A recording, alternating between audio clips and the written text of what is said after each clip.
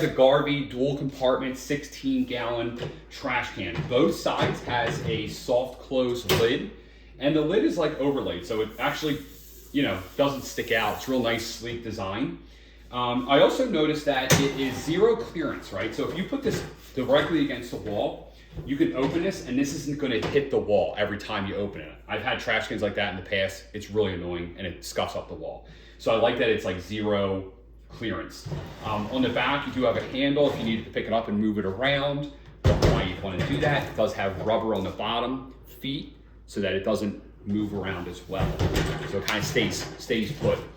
If you want to take out the trash, you can open it like that. It stays open. Take out your trash, throw it out, and reload it. Now the bags I have are probably a little bit too big for this compartment because they kind of go over the edge and you have to pull them. So I'd recommend, obviously, if you're going to get this, you get a smaller bag. Okay. It's also, let's talk about the size. So it's about, I would say 11 5/8 deep. Okay. So you have to go to the deepest part. It's about 20.5 inches wide and about, let's say, 24 3/4. One thing to consider is the height when it's open. So when you open it, it's about 35 1/4.